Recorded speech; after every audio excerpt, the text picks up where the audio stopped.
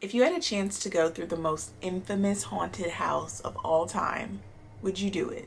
What if you could win $20,000 for finishing? And what if the price of admission was 2 bags of dog food for an experience you would never forget? But what if the day of your long-awaited haunt arrives and minutes before you begin, you're presented with a 40-page waiver?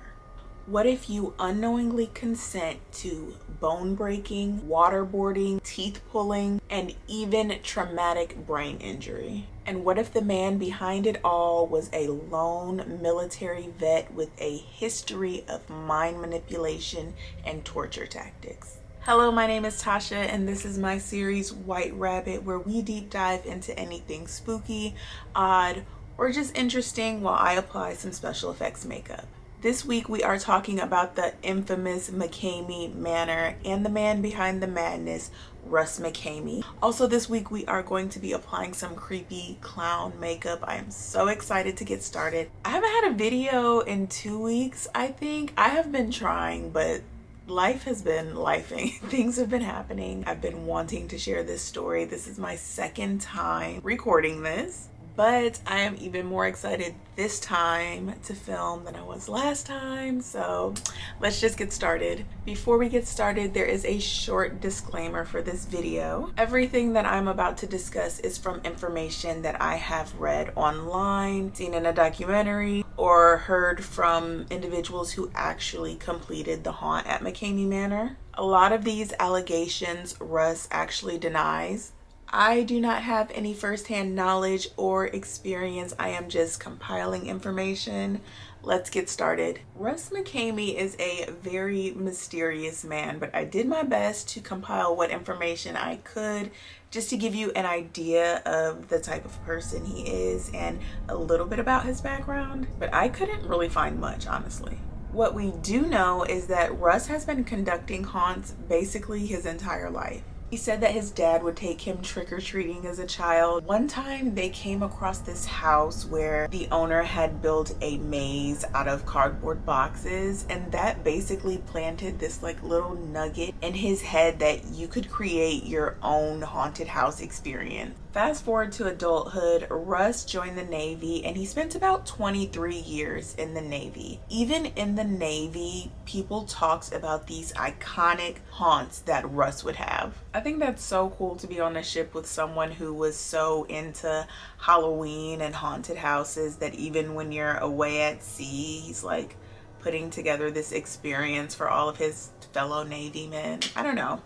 I mean, I guess if you have to be there. After his 23 years in the military, that's when Russ really started getting into boo haunts. Boo haunts are the haunts that involve more of the element of surprise. You know, clowns and zombies popping out from around corners. Those really not scary animatronics that just like move around and make sound. The type of thing that would scare children, but maybe just like startle adults. But just because Russ was conducting these boo haunts does not mean that it was not over the top. In 2005, Russ was featured on what I believe was a news segment in San Diego. And in the segment, Russ was going over all the details of this haunted house. He spent 6 months turning 9 rooms into the most over-the-top haunt that he possibly could. For reference, he spent $30,000 on this project, and that was just 1 year. He did these haunts every single year, and every single year Russ wanted his haunt to be more and more over the top. He ended up hiring some local teens to work the haunt,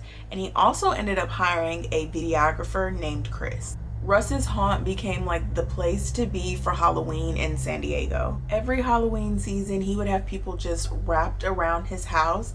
They just wanted to experience it.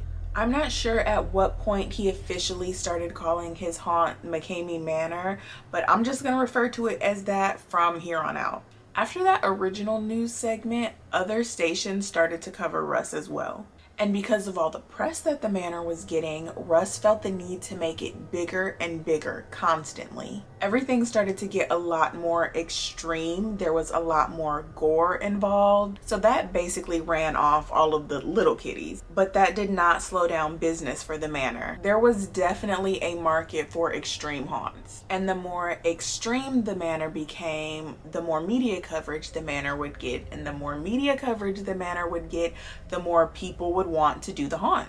Chris, the videographer, would film every moment of the tour. When he was done, he would basically hand over all of the footage to Russ, and Russ would spend hours and hours and hours turning this footage into what he would call the perfect horror movie. That became the selling point of the McKamey Manor. It was surviving your own horror movie. This footage would be posted online. He has a website, and also he used to post a lot on YouTube. I'm not sure if he still does, but he used to be very active. All of these movies that he would post just drove even more business into McKamey Manor. Now, the posted footage never included the most extreme situations. Russ was very careful not to include things that would get him into too much trouble. But by this time, the haunts were becoming much more violent.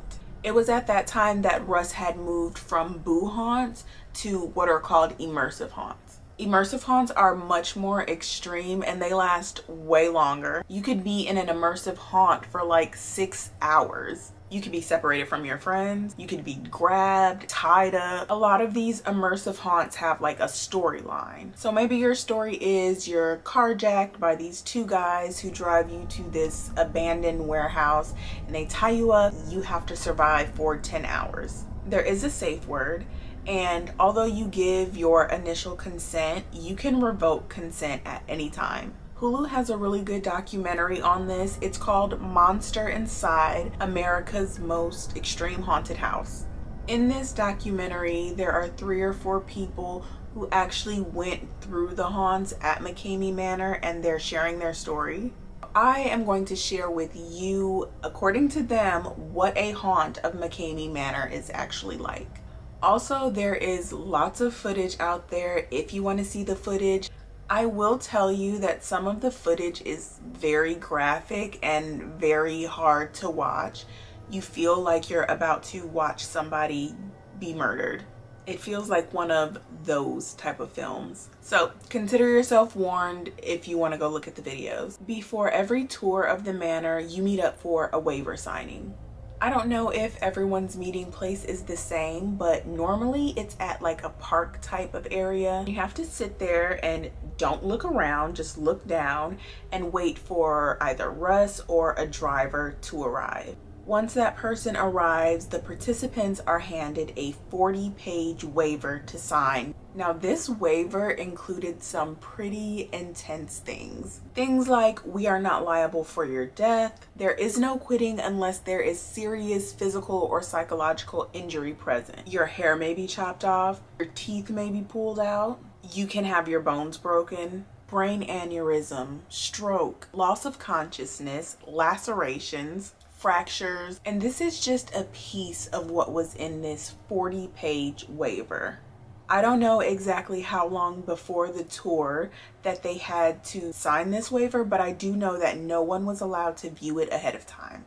There was just this sense of rushing involved. When you're already about to go through an immersive experience, I'm sure you have like so much anxiety and your heart is racing. Being handed this 40-page document and you have to sign this before you start, I don't know, I feel like that's a little manipulative. Russ also used to always refer to this massive wait list that he had. Supposedly there were like thousands of people that were on this wait list to get into a haunt at the manor. That just puts even more pressure on a person when you think that this thing you really, really want to do has thousands of people waitlisted for it. You know that if you don't sign that waiver, somebody's just dying to take your spot and you don't want to lose it. After signing the waiver, the first thing that Russ would do is take away the participants' ability to see. If you were lucky, it was a blindfold. If you were unlucky, it could be duct tape wrapped around your head and your eyes.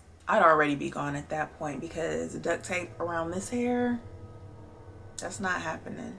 From the very first moment, everything is being filmed. Russ is hyping you up, the fans love you, and you're gonna do so great, this is gonna be awesome. Basically getting into your head and making you feel supported, making you feel encouraged. And then the actual tour of McKamey Manor begins. Now, every tour is a little different. You would have to fill out surveys and do interviews with Russ, telling him your fears. This whole experience was really catered around the individual.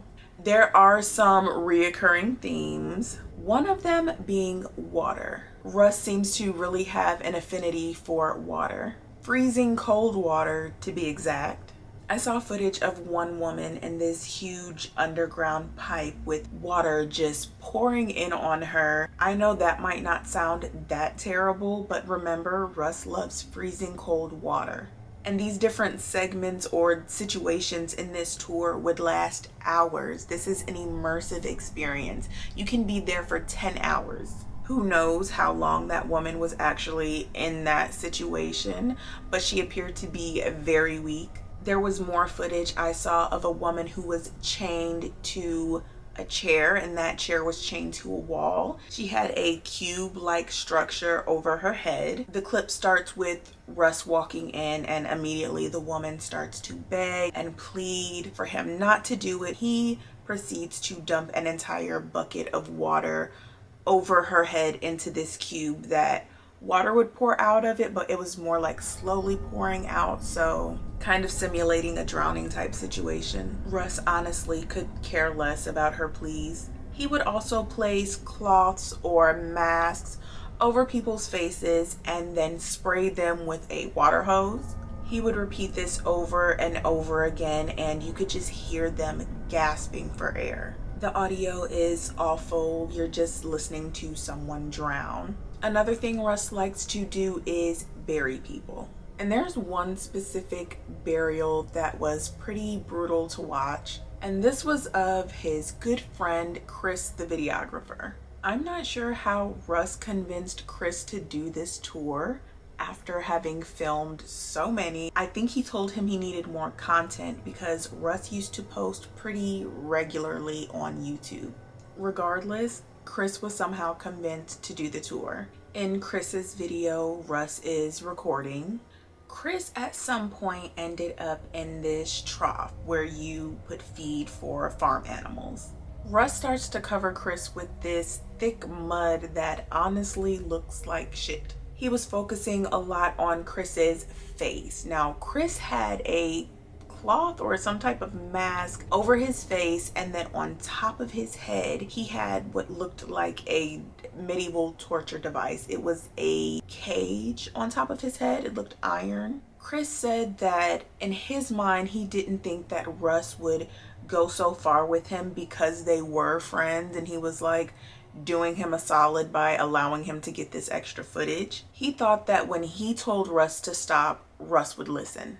Chris was very wrong. There were several times while gasping and struggling for breath underneath this mud that was being poured over his face that Chris repeatedly said to stop. Russ, I can't do this. He thought he was going to actually die. But this is exactly what Russ wanted. Russ wanted his money shot. Now, to Russ, the money shot was the moment when a participant felt like they were going to be the first one that died. At the end of these tours, people are mentally and physically broken. There are videos of people rocking back and forth, repeating the same sentences over and over and over. They are obviously in a state of trauma and they are trying to cope. And that's just the mental trauma. There is also the physical trauma. Some people are almost unrecognizable when they leave the tour of the man. I have seen pictures and videos of people with eyes swollen, completely shut, lips 3 times the size. There are a lot of questions about whether or not what Russ is doing is legal. Although there was original consent when the participants did sign the waiver, technically you can revoke your consent at any time. Someone constantly saying, no, stop, I don't want to do this anymore, that is revoking consent. Sometimes gags were used, chains wrapped around people's faces in the participants' mouths.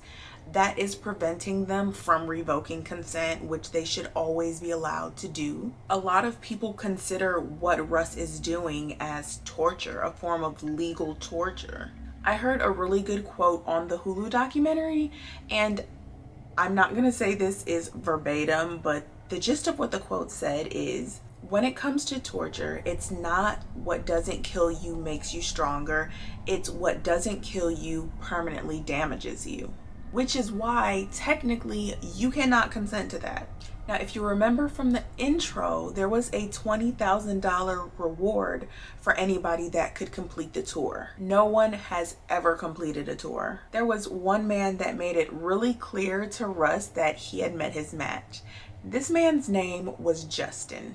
Justin was a newlywed, and Justin had recently gotten a new home, and he really wanted that $20,000. He was looking up haunted houses that would actually pay you money to go through them, and that is where he came across McKamey Manor. Justin was dead set on getting this money, so he contacted Russ, and Russ agreed to let Justin do the tour. The footage I saw of Justin's tour, he had this huge metal barrel attached to his body by these heavy iron chains. He appeared to have that same iron torture device over his head that the videographer Chris had. I only saw a small amount of Justin's tape, but Justin was basically crawling through the grass with this on his back, and Russ was trying to get shots of him in pain. Now, obviously this was a painful experience, but Justin was talking so much shit. He was really downplaying what was happening, and at this point he wasn't even at the manor or inside the manor. He was just doing like random terrible scenarios outside. He was taking this clearly painful experience like a champ, and not only that, when Russ was in his face getting his close-ups for the horror movie that he likes to make, Justin was saying, this isn't that bad, anybody can do this, all you need is a good night's sleep and you can make it through. And that was pissing Russ off. It pissed Russ off so much that he actually ended Justin's tour. He didn't even let him really get inside the manor. There's this power dynamic that Russ likes to have, and when Justin wasn't giving him the energy that he wanted to get, he just said, you're done. He had to endure the first part of the tour where it was like a warm-up torture. He spent money to fly out and do the tour. He had taken days off of work, and now he wasn't even going to make it to the manor. When he returned home, Justin decided to get it back in blood. It wasn't even about the money for him anymore. It was the fact that he was so humiliated. So Justin starts this Facebook page called McKamey Manor Exposed. And basically he wanted to link up with other people who had done tours and see what their experience was like. One thing that a lot of people brought up was the fact that they didn't think Russ had $20,000 to give anyone if they actually finished the tour. When Russ first started doing boo-hauns, it was rumored that he had gotten that money from his ex-wife, but that was years ago. And remember, since Russ had been doing McKamey Manor, he was only charging a few bags of dog food. So Russ isn't making money from this. Justin did what anyone else would do in this situation, and Justin decided to become a hacker. He basically found out that Russ had a really old email provider. He called up, said he had been locked out of his account. They only asked him like 2 questions, and they let him in.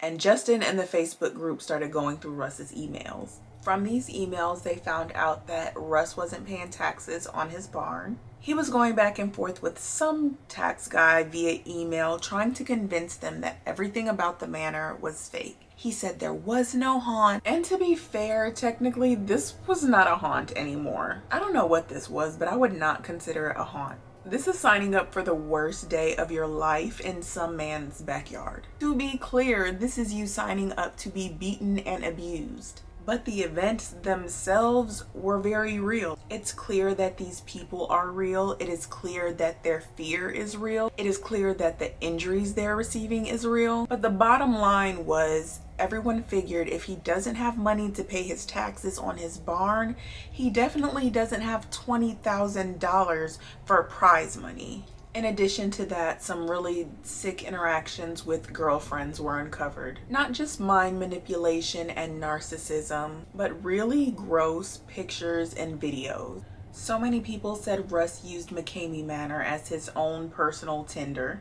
I don't know how, but he had several girlfriends, and they would come to the manor to be with Russ. It was said that Russ would make his girlfriends do tours every single day. His former videographer, Chris, said that he always knew when Russ had a new girlfriend because that girl would be put through back-to-back tours. There are photos and videos of women being kept in cages outside, videos with women's jaws wired open, photos of women covered head to toe in what appears to be blood, just really disturbing images and interactions throughout his email. So they took screenshots of this information and they started to post it to the Facebook page. This sparked a flood of personal pictures and personal videos from other people who had done a tour of McKamey Manor. I think it became a place for them to swap horror stories. I think it gave people an outlet. This Facebook page let them know that they weren't alone in this horrific experience that they had gone through